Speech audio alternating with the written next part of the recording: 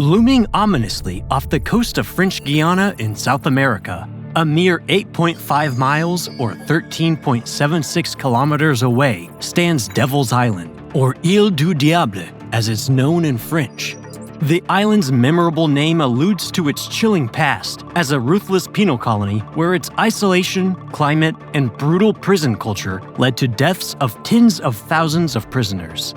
Today, we're going to take a trip to this small but very deadly island and delve into its history of violence, its unique geography, and why inmates were willing to brave shark-infested waters to escape the clutches of what was truly the Devil's Island.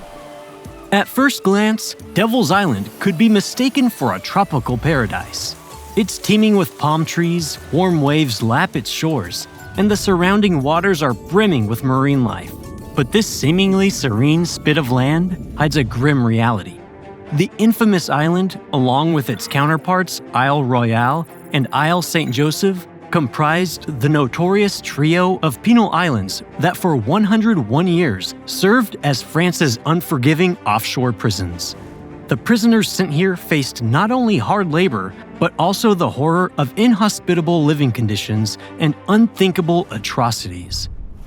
Isle Royale measures approximately 3,200 feet, or 975 meters from east to west, and 1,500 feet, or 457 meters from north to south, while Isle St. Joseph stands roughly 2,000 feet, or 610 meters long, and 1,525 feet, or 465 meters wide, and both were dreaded locations for incoming prisoners. But it was Devil's Island, which is approximately 3,900 feet, or 1,200 meters long, and 1,320 feet, or 400 meters wide, that was feared the most.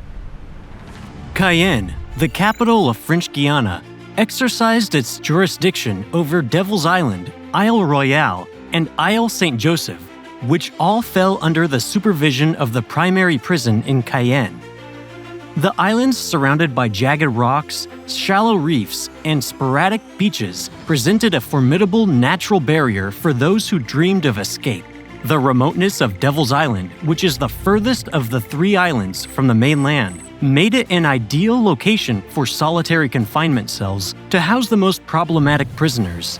Its dense vegetation, rife with palm and coconut trees, interspersed with razor-sharp grasses, masked the grim reality of the crumbling prison ruins that still remain today, a chilling reminder of its past, despite having been deserted for over 7 decades.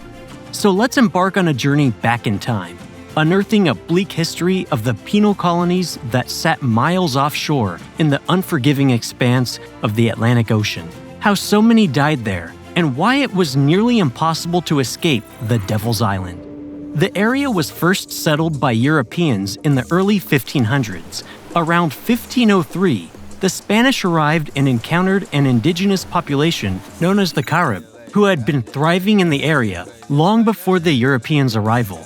And it's estimated that as many as 20,000 indigenous people inhabited the coasts of what would eventually become French Guiana at the time. In 1624, the French established a trading port in the village of Sinamari, which remains a small town to this day, with a population of around 3,000.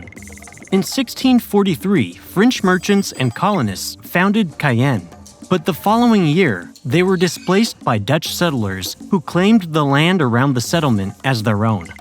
In 1817, the French once again retook the region, and by 1877, the colony had gained representation in Parliament. Despite both countries wanting it so badly, life in the colony was not easy. It is estimated that around 75% of colonists who first tried to settle the region died within the first year of being there from tropical diseases to which their bodies had no immunity.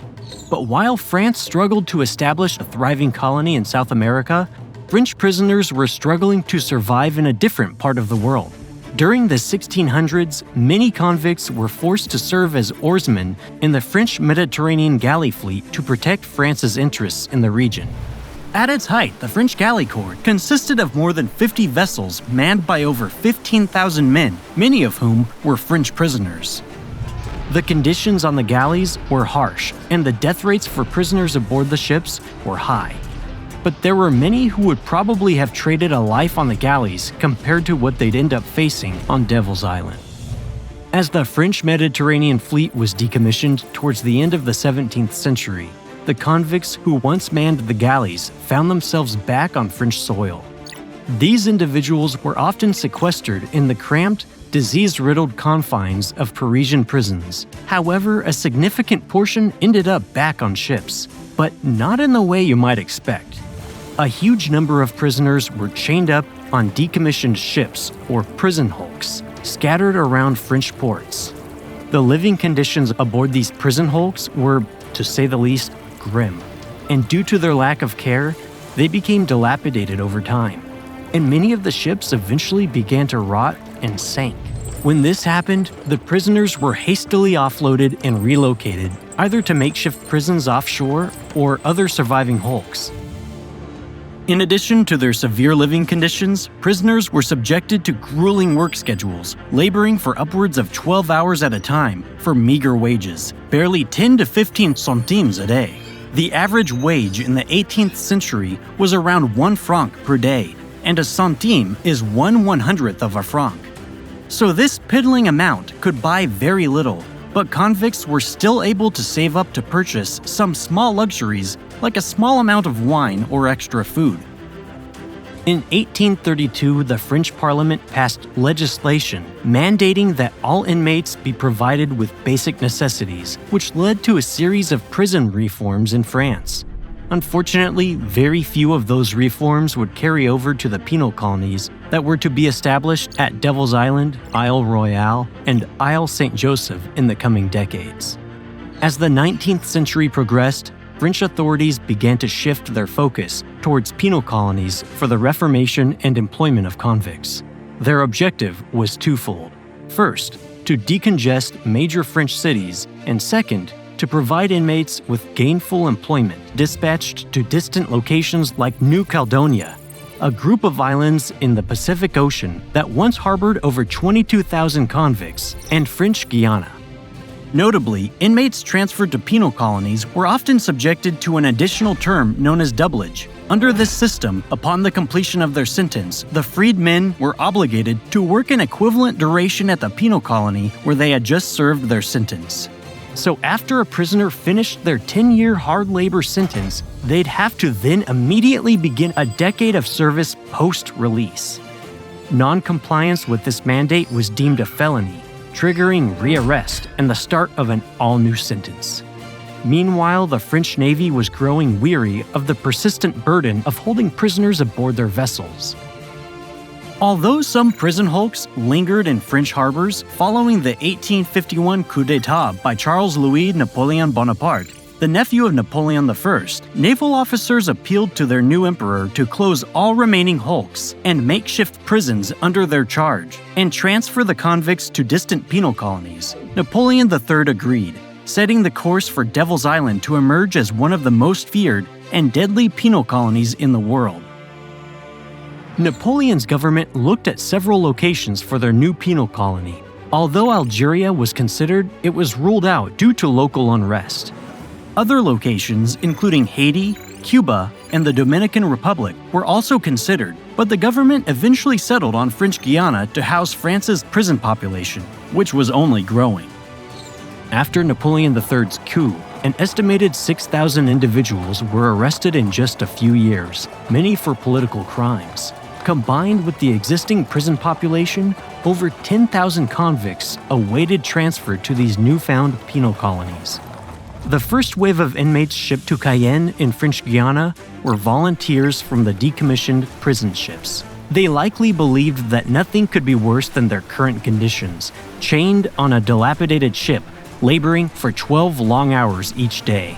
But they quickly found that they were very, very wrong. Devil's Island began operating in 1852 and soon became Napoleon III's favored destination for anyone who dared challenge his regime. Of the initial 3,000 inmates who opted for the transfer to Banc de Cayenne, all were either civil law prisoners sentenced under doublage or deportees convicted for political crimes, primarily Republicans who had opposed the emperor's ascension. By 1885, a law was passed that permitted the deportation of repeat offenders, irrespective of the severity of their crimes, and eventually the eligibility for transfer to the notorious penal colony widened, extending its ominous reach to virtually anyone sentenced by a French jury. Over its operational lifespan, Devil's Island and its adjacent prisons would house an estimated 80,000 offenders, ranging from violent murderers to petty thieves. Nonetheless, the penal colonies on Devil's Island, Isle Royale, Isle St. Joseph, and Cayenne offered no quarter to any prisoner regardless of their offense. Interestingly, historical records indicate that female convicts were also shipped to Devil's Island and the surrounding prisons as well. Upon their release, these women were encouraged to wed released male inmates and settle in French Guiana, in a bid to bolster the colony's population. Unfortunately, this plan fell short of its intended goal and was eventually abandoned in 1907. The grim history of the French prison system, culminating in the establishment of the penal colonies on Devil's Island, Isle Royale, Isle St. Joseph, and Cayenne, paints a bleak picture. Many convicts were worked to their deaths and endured unspeakable conditions aboard prison hulks and overcrowded urban prisons. But as you'll see, the horrors experienced back in France paled in comparison to the nightmarish reality that awaited the convicts on Devil's Island. If the name Devil's Island wasn't bad enough, the island was also known by a name that might be even worse: the Dry Guillotine. It earned its grim nickname from René Belbenois, a former prisoner who chronicled his time in captivity, and the name accurately reflects the harsh environmental conditions of the island. With an average temperature hovering around 86 degrees Fahrenheit or 30 degrees Celsius, and a sharp spike to 90 degrees Fahrenheit or 32.2 degrees Celsius during the blistering months of September and October, the island's climate was nothing short of oppressive. The extreme heat bore down on prisoners year-round as they undertook strenuous labor such as laying stones and cutting down trees. The dry part of the nickname refers to the scarcity of fresh water on the island, with the salty waters of the Atlantic providing no relief from the chronic dehydration induced by the stifling heat and grueling physical labor.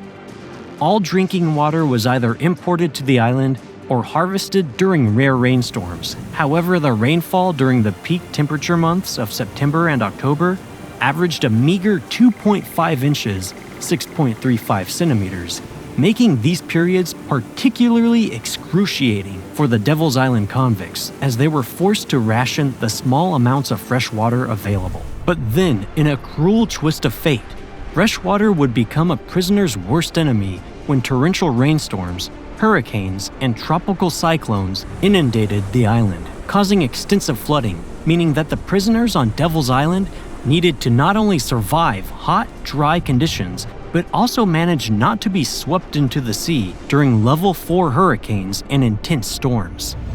The tropical conditions of Devil's Island also meant it was the perfect breeding ground for diseases and insects. Malaria, typhoid, and yellow fever ran rampant and often resulted in death.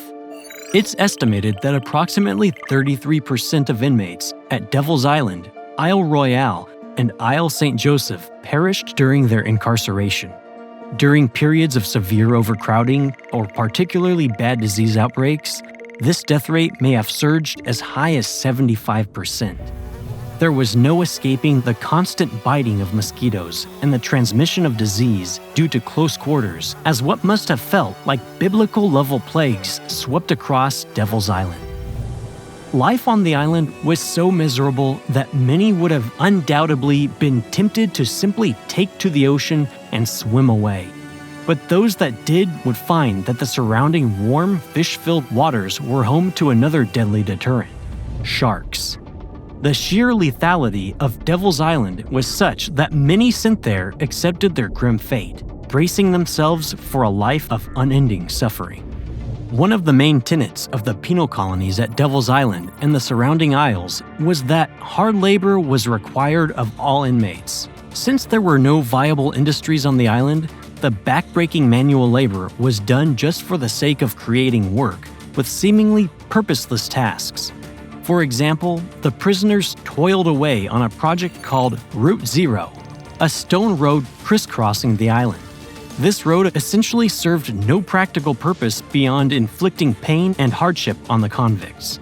Prisoners were required to haul and carve stones for the road, often shoeless and sometimes without any clothing at all, due to the rapid wear and tear of fabrics from the intense labor and harsh climate.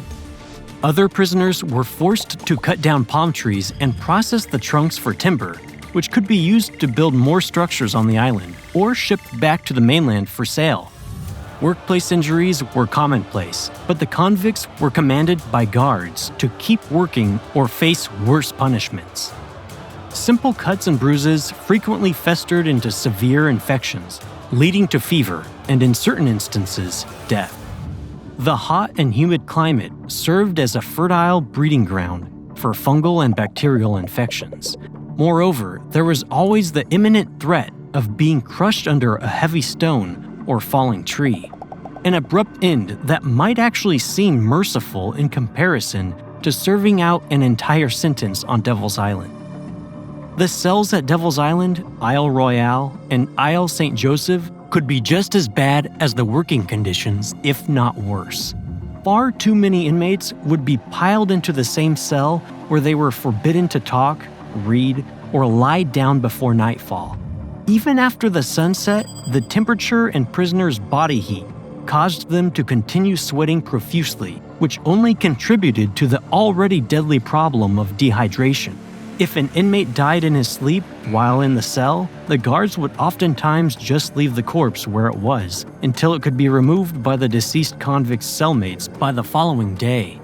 However, depending on the time of year, bad weather like a raging storm might mean that the prisoners would have to spend several days confined in their cell with a dead body. On Devil's Island, in particular, prisoners were oftentimes kept in solitary confinement. However, this was not any better than being crammed into one of the overcrowded cells on the other islands.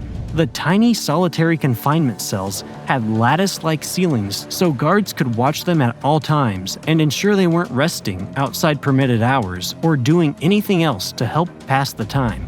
The constant surveillance also meant that escape was next to impossible, as any planning, preparation, or infractions of any kind would be caught. If the hard labor, terrible living conditions, or spread of disease did not kill a prisoner, the punishments carried out by the guards would often finish the job.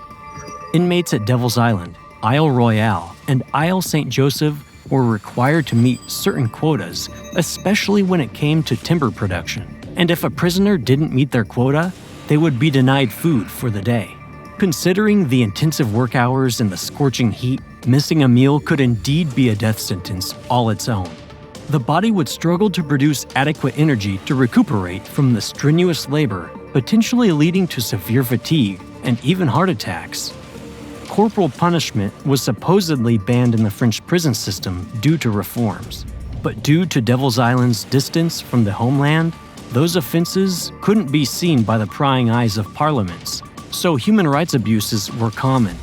Prisoners could be whipped or beaten, leaving open wounds on their bodies that would often become infected, and since there was no medicine and access to clean water for hygienic purposes wasn't available, these wounds often became infected and cost the inmate their life. The island's distance from the prisoners' homes back in France meant also that visitors were off limits, but they were sometimes allowed mail and gifts. But of course, anything sent was subjected to a tax by the prison guards. The standard practice was that guards would keep 25% of whatever was sent to the prisoner, although there were undoubtedly times when the money or supplies never made it to the intended recipient at all. The only thing many inmates had to look forward to while incarcerated on the isolated Devil's Island was the faint hope that one day their sentence would be over and they could escape the sweltering heat and swarms of disease-transmitting insects. However, a law passed on May 30th, 1854 shattered these hopes, decreeing that after inmates at the penal colony finished their sentences, all would be subject to forced residency at New Guiana. This was similar to doublage in that when they were freed, the men were required to remain in the colony for a time equal to however long their sentence was. In this instance, they wouldn't have to work for the prison system, but they couldn't return home either. There was a caveat though. If the convict's prison sentence was longer than 8 years, they didn't just have to stay for an amount of time equivalent to their sentence, they had to remain a resident of New Guiana for the rest of their lives. The freed convicts were provided land to settle on, but they would be plagued by disease and extreme poverty forever. Meanwhile, the colony started to fill up with disgruntled ex-cons, causing an increase in crime and other problems for the authorities and other colonists in Cayenne and the surrounding areas. But the reality for many inmates was that they would never see release, whether that meant another term of doublage, forced residency, or otherwise. Death became one of the only surefire ways to truly escape the grip of Devil's Island, and it's estimated that as many as 50,000 inmates died during the time that Devil's Island and the surrounding prisons were in use. So how do we know so much about the horrific conditions at the penal colonies and what exactly was happening on Devil's Island, Isle Royale, and Isle St. Joseph? It was rare that prisoners ever escaped the penal colony, but it did happen. Several escapees ended up writing about their experiences in the prison system, and their stories are both appalling and fascinating. The previously mentioned René Belbenois may have been the most famous escapee from Devil's Island due to the book he wrote after his escape, Dry Guillotine, 15 Years Among the Living Dead. Belbenois, a veteran of the First World War, was arrested for several thefts and sentenced to 8 years of hard labor at the French Guiana penal colonies. He arrived at Cayenne in 1923 and was shipped off to the islands. Belbenois struggled to get along with the more hardened criminals found at the penal colony and launched several attempts to escape the prison. Each time, Belbenois was thwarted and dragged back to his cell, and he eventually ended up in solitary confinement on Devil's Island for his multiple escape attempts. True to his character, Belbenois tried to escape from Devil's Island as well, but was unable to make it to the mainland. In total, he attempted 4 prison breaks, along with trying to escape French Guiana after he was set free. Since his sentence was 8 years, French law dictated he must remain there for life, but Belbenois had other plans. He kept records of his entire time at Devil's Island and the other prisons at the penal colony, and during his escape attempts, he would wrap his notes in oilskin to protect them. When guards discovered his writings, they would destroy them, but Belbenois would just rewrite everything that was lost, and eventually started passing his manuscripts to the Mother Superior of a local nunnery to be retrieved when he was set free. According to Belbenois, around 700 new prisoners were brought to the islands each year during his time, with a staggering 400 dying within the first year, a mortality rate of nearly 57%. This grim observation led him to conclude that the prison administration's aim was to kill, not to better or reclaim. One of the most famous accounts of Devil's Island comes from Henri Charrière, who wrote the best-selling book Papillon about his time at the penal colony.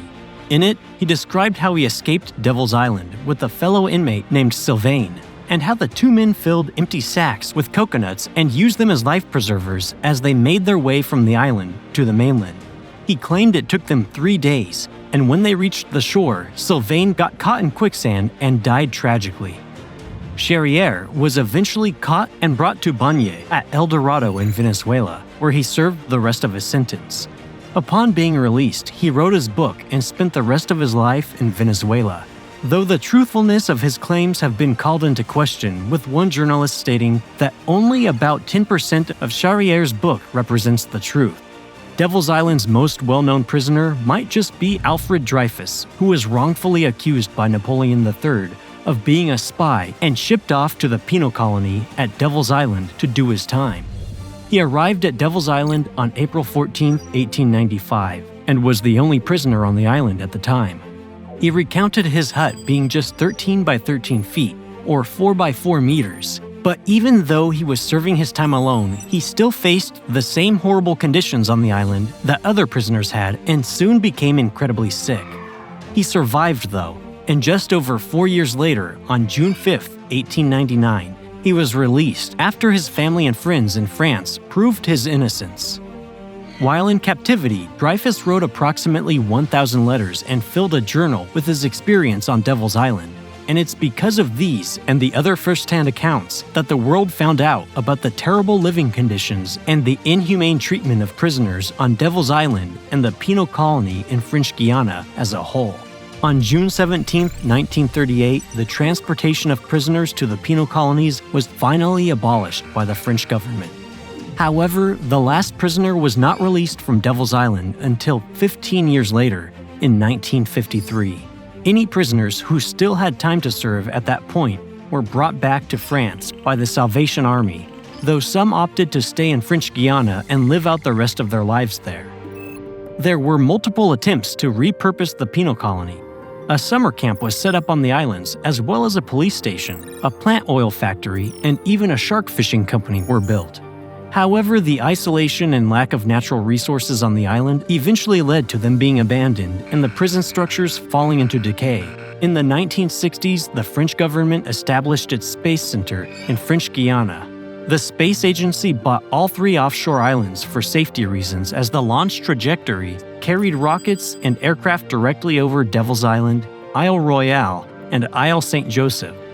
In the 1980s, the French government decided to also preserve many of the prison buildings as cultural heritage sites, so future generations would remember the mistakes of the past. They are now considered historical monuments, and a series of tourism centers and facilities have been built to welcome more than 50,000 tourists that travel to locations that made up the penal colony in French Guiana each year, to lay eyes on where over 80,000 inmates struggled to survive, and as many as 3/4 died while serving out their sentence on Devil's Island.